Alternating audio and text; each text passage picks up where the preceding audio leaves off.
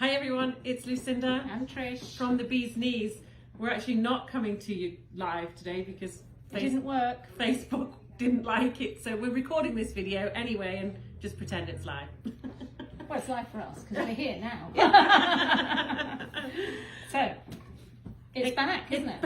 It's back. Exciting news. When we introduced Silverwood about 18 months ago, A couple of years ago, wasn't it?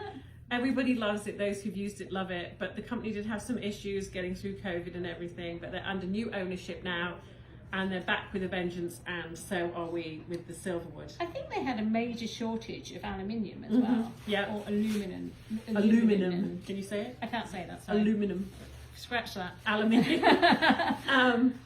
So as you know, all the bakeware, we've had it before, so we've got some new shapes in this time. It's the bakeware that you often see on the British Bake Off. Is that what it's called here? The British Baking Show. The British Baking Show. You often see some language difficulties. I am there today, yeah. You see them slide it in the oven and you'll see the Silverwood logo on the side and I go, look, it's ours. But it's a fantastic handmade aluminium bakeware, but it's been hard anodized, which is a process it goes through, which gives it this fantastic non-stick properties without adding the chemicals of non-stick. Yeah. And over time it gets more non-stick and it develops a patina, and it's a lifetime piece of bakeware.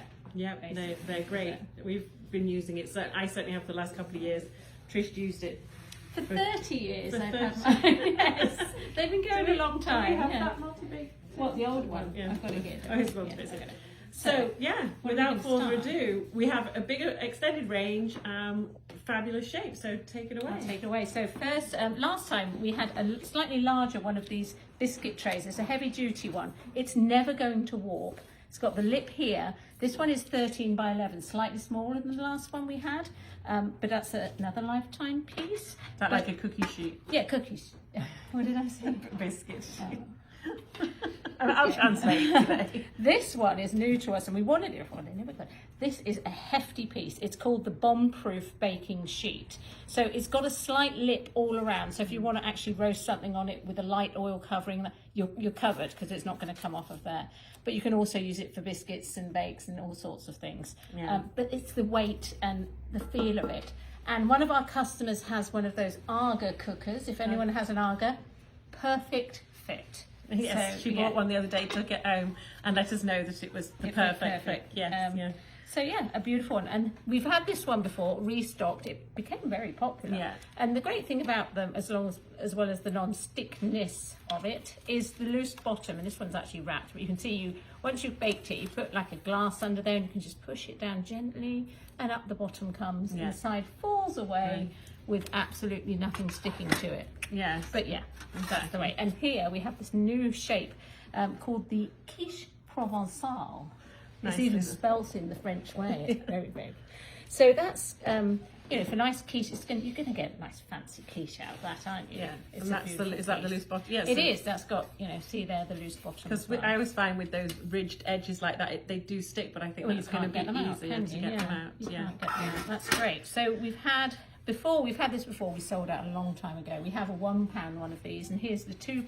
It really is a solid piece. You can almost see the machine work go around here. I mean, it doesn't detract from it at all, it adds to it. It's really just a solid, simple piece of bakeware that's going to last a lifetime. And so that's like the rounded loaf tin. Yeah. This is like the continental style, which is called a V pan. This is a £3 V pan. So you can bake your bread in here, and when you turn it out, because it's got those slightly sloped sides, it basically falls out, is what they say, but we'll see. But you can also do pâtés in there and things like that you need to form in a pan like that. I love that one. Yeah, that's new. It is very new. I've got all the new stuff on my side. You do. This was a special request that we got in for someone. Octagonal. I was about to say hexagonal, but I know my numbers. It's octagonal.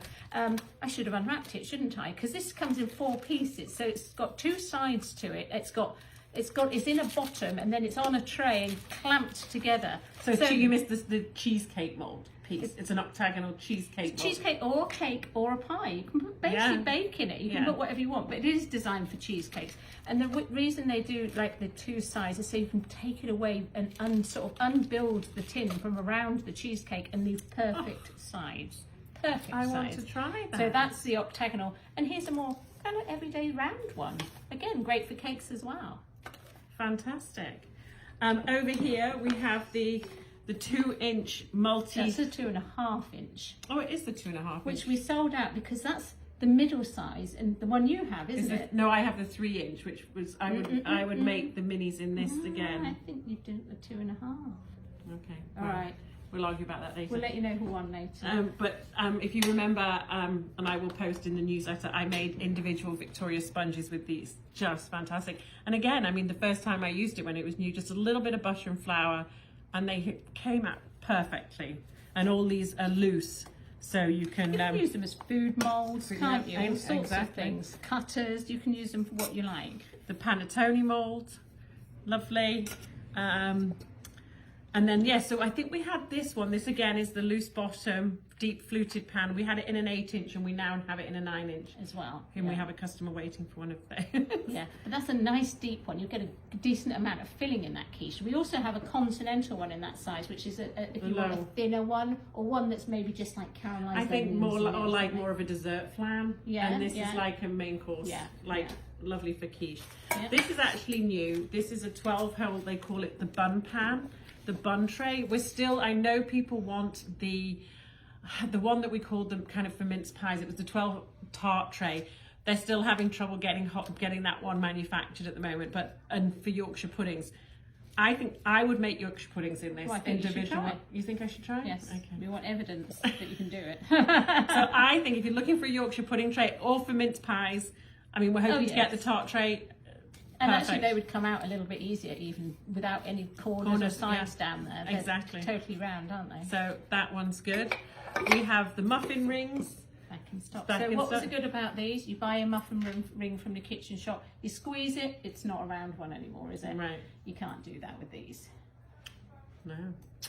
They're rock hard. We have a new fabulous bench scraper. Look at that. I may have slipped one in my bag. No. Because I've never seen a 9-inch one. No. No. Tracy, take the camera off. Put it back, you weren't supposed to laugh. A 9-inch bench scraper. Anyway, and restocked is the Victoria Surprise set, which is a surprise. Give it away. God, it's Friday afternoon. Tracy's laughing and shaking if the camera's shaking. It's actually 2 8-inch Victoria like sandwich cake bowls, but they also come without the bottom, so you can make a cake with a surprise in.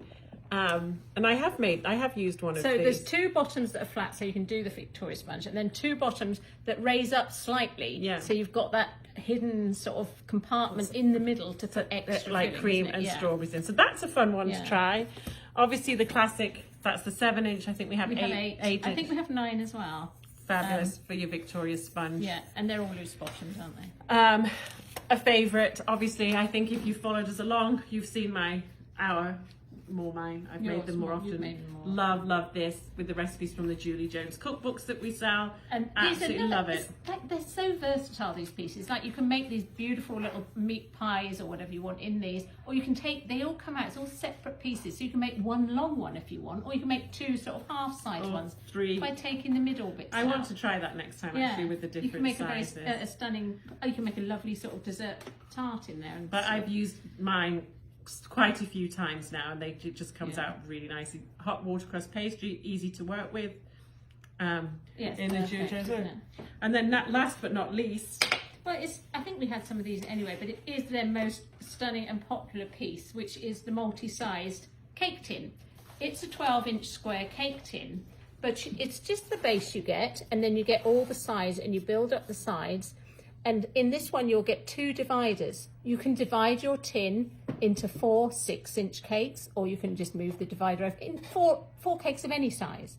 Or you can buy those extra dividers, and then you can make 9 cakes, up to 9 cakes. But you can see the flexibility that you can just make any shape you want. You can make an oblong one, you can make equal size. Like this one looks like they did loaves with different toppings. Yeah, and you can basically bake anything in it. I bake my Christmas cakes in it, and I've baked birthday cakes of various sizes. It really is good. Yeah, very fabulous. versatile. So we are thrilled to have Silverwood back in stock and on the website, so you can find it. there. And just finally, before we go on this Friday, Easter is a week from Sunday. We've sold a lot of Easter stuff, but we still have lots left. We have the little eggs that hang from the tree that open up that you can put treats in for the kids.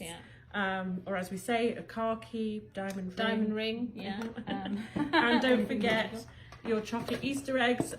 If you're on the West Coast, you should probably order this weekend and we'll get them out Monday. If you're more East Coast, probably early in the week, and we will be getting them out to you. So we've got, this is just a very small selection. We've got the Whisper, the Crunchy, and the Caramel Cadbury, but we've got mini eggs, we've got all kinds. Plenty of other big eggs. Yeah, big eggs, smaller eggs. Yeah.